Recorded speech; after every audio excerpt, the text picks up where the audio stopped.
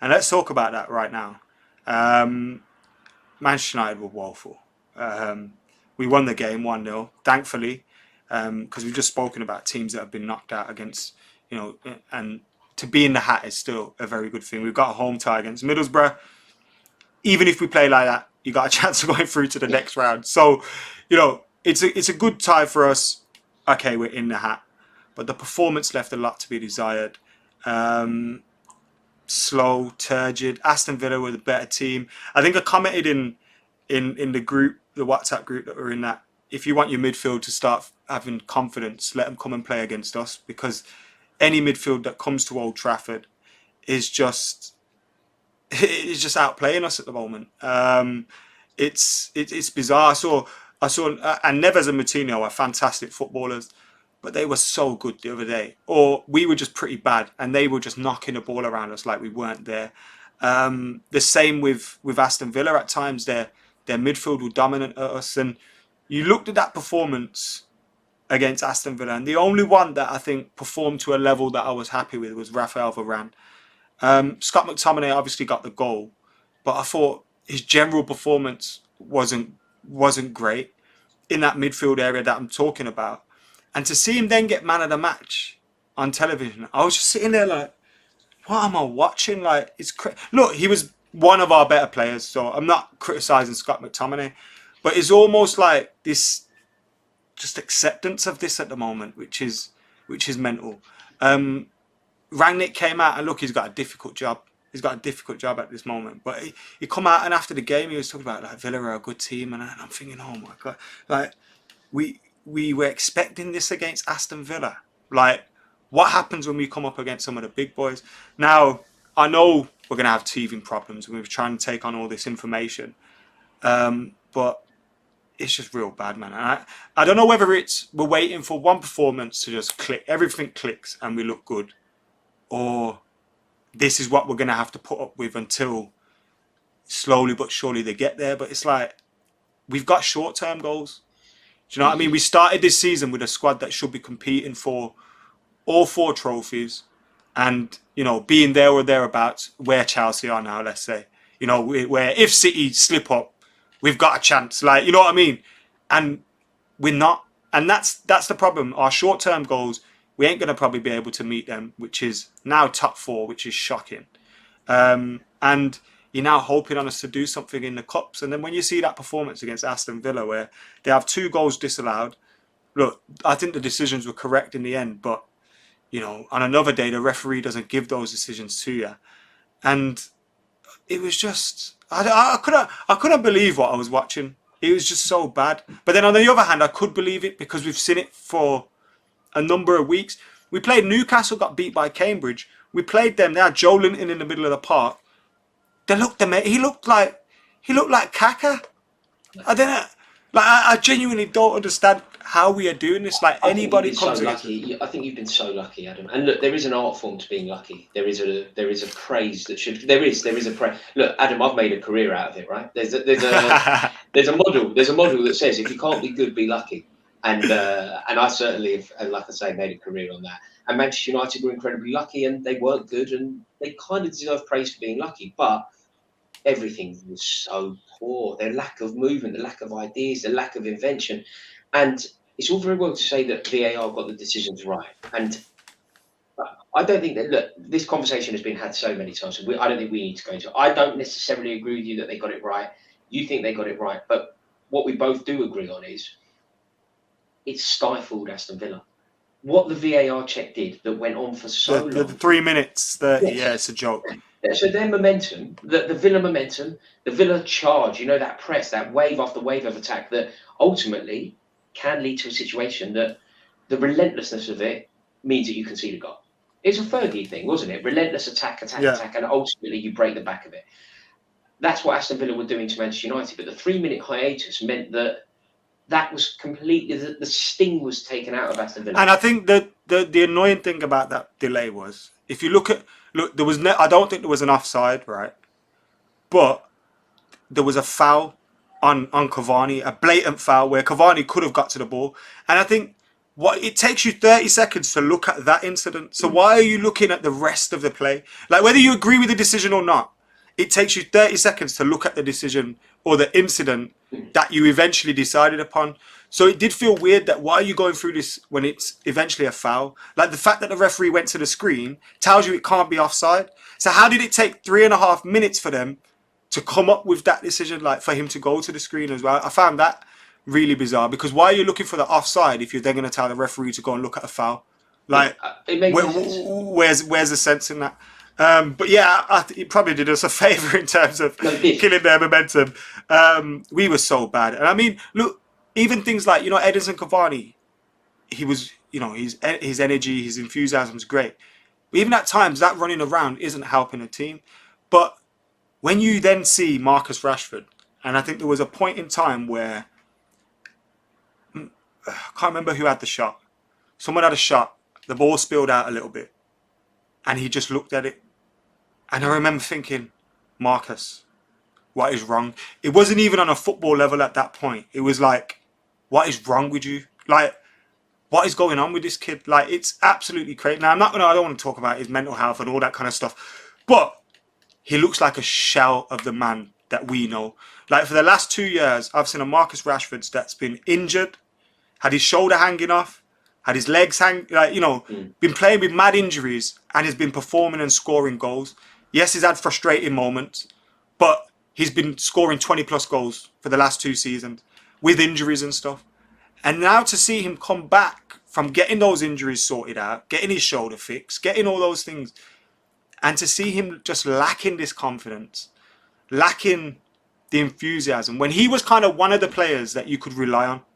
Well, that was his game, wasn't it? Like, Marcus Rashford would be there, like, do you know what I mean? And the same with Bruno as well. Like, I'm watching him, but the Marcus Rashford thing's more worrying, because it's like, I just wanted to hug him, like, watching that game. Like, what is wrong? Like, I don't understand it. Like, I genuinely don't. He hasn't had a good game under the new manager, has he? I don't think he's scored. This is a worry. He hasn't scored for 11 games. He hasn't scored in 11. He's scored when he first came back from injury.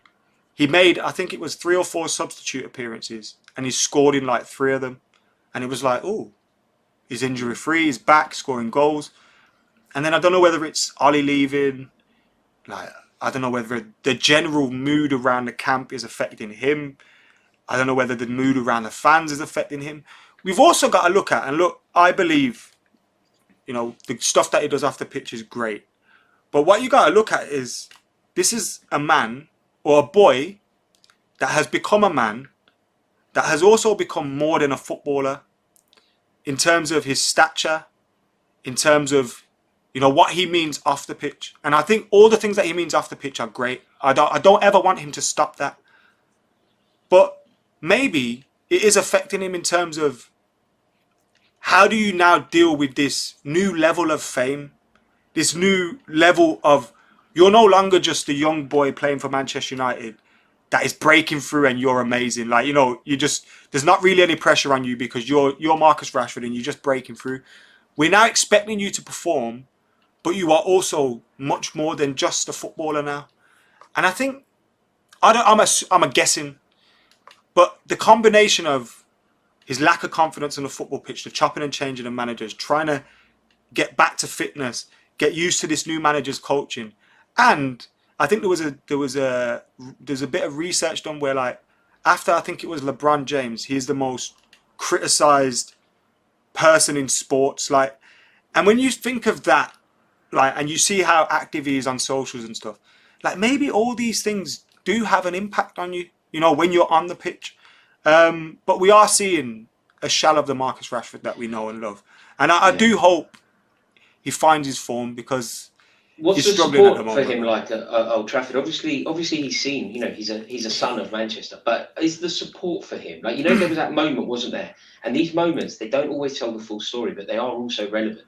There was a moment where he basically didn't chase a lost cause in the box. It wasn't even a lost cause. There was moans and groans. It wasn't a lost cause. It was a loose ball. If he keeps his momentum of the initial run that he had, he maybe gets there. Now the keeper was quite close and probably not a goal, but he gets there. Do you know what I mean? You make something of it. I think that the consensus, and again I watched it on the television. I wasn't at the game. but you heard like some jeers and that, Mm. and you hear jeers a lot. But also when he went off the pitch, the section of fans that are the most vocal at United were singing his song. But I So also, but Adam, it's like just to there's explore clear it, that there's pressure on him from those fans, from those same fans. But I think there's also an acceptance of he's going through a hard time. Do you know what I mean? Whether I could be wrong whatever here, it is. Adam, but when I saw that the Manchester United fans deduced that it was him being subbed, there seemed to be sort of a ironic applause, as if like finally he's being subbed. There seemed to be an element of but that. then there was then that section And of support. the reaction Yeah. showed So that support, yeah. there's jeers obviously at times, and there's jeers for a lot more players. Let me tell you.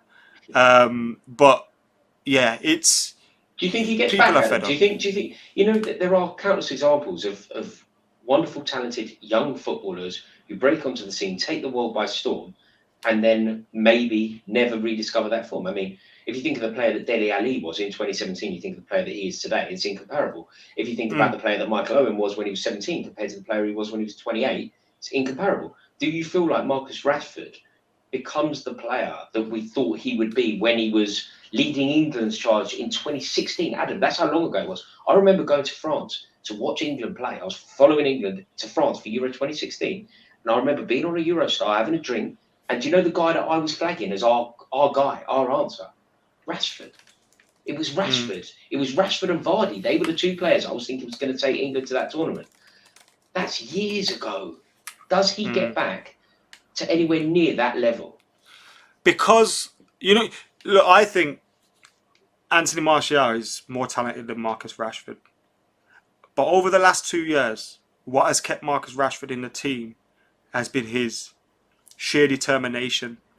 I see a player that constantly works on his game, he's worked on building himself up, his strength, his speed, etc.